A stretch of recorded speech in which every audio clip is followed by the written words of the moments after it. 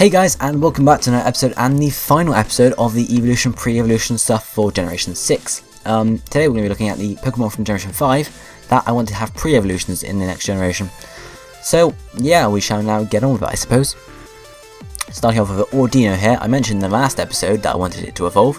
Yeah, I also like to have a pre-evolution as well. The reason for this being, well, it's a fairly large Pokemon already, like Chansey, and Chansey got happening as an evolution, so maybe the Ordino should get an evolution as well.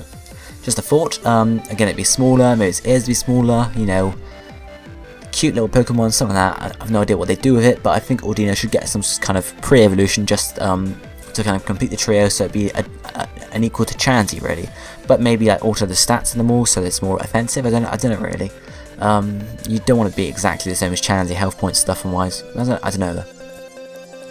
And then we have Frot and Sulk. I think these two should get a shared pre-evolution, and then depending on, you know, attack or defense. I'm not sure about Frot or Sulk's like base stats, but whichever's strongest for Frot, make it, if it's got a stronger attack than defense upon reaching level 40 maybe, it evolves to a Frot.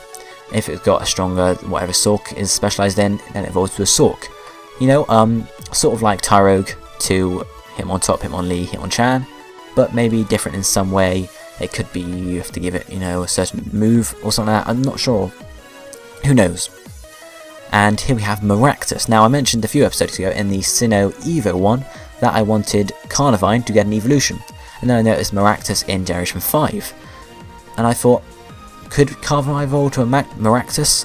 And then I thought, nah, because their designs are completely different already. Maractus is based on a cactus, Carnivine is based on some vines and stuff. So maybe give them a shared pre-evolution, because, you know, that could be strange. And then if it knows, I don't know, Pin Missile when it gets to level 20, then it evolves into a Maractus. If it knows Wrap, it evolves into a Carnivine. You know, there's loads of different ways it could do it like that. So yeah, I definitely think that's possible, but who knows.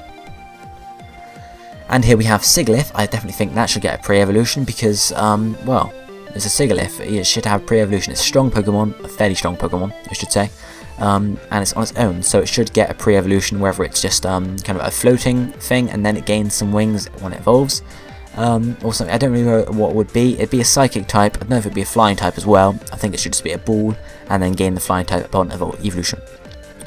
And then we have Alomomola. Now, I mentioned in one of the earlier episodes that Luvdisc should get an evolution, and that evolution should be Alomomola. Everyone knows, when Alomomola was revealed, everyone was like, yep, must be an evolution of Luvdisc. But no, it was not apparently.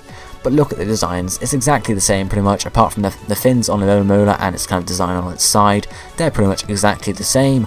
They should evolve into each other, or Luvdisc should evolve into Alomomola, which is why I'm saying Alomomola should have a pre-evolution that is Luvdisc. Here we have Druddigon. Now I think Druddigon should definitely get a pre-evolution of a smaller Druddigon, you know, or of some sort, because it's on its own at the moment. Dragon Pokemon on their own aren't great, you know, especially Druddigon, because it's not a very strong Dragon Pokemon really at all. So maybe giving it a pre-evolution, well then they'll boost their stats for Druddigon too. But who knows? I think it should, but I don't know if they will or not. And now we have Bouffalant. Now I mentioned about Tauros in Generation 1 pre-evolutions, and then about Miltank in Generation 2 pre-evolutions. And I'm going to link Bouffalant into here. I said that they should have a shared one, and male should evolve into Tauros, and female should evolve into Miltank. Now Bouffalant, I think, should be one of two things. Either that same Pokemon could evolve into a Tauros or a Bouffalant if it's a male, but like has to be holding a special item to evolve into a Bouffalant, something like that. Or Tauros evolves into a Bouffalant. Second one is, both of them are pushing it really, but I think the second one is slightly more feasible than the first, because I don't think they'd have one Pokemon with two options for a male, you know, and only one option for a female.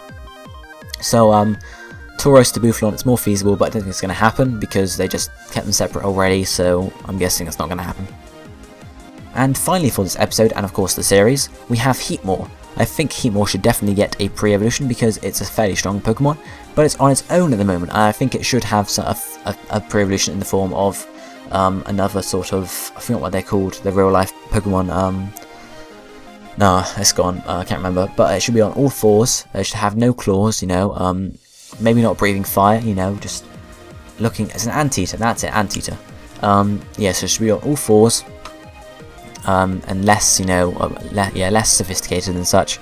No breathing fire. Maybe get rid of the holes on its back and stuff and its tail.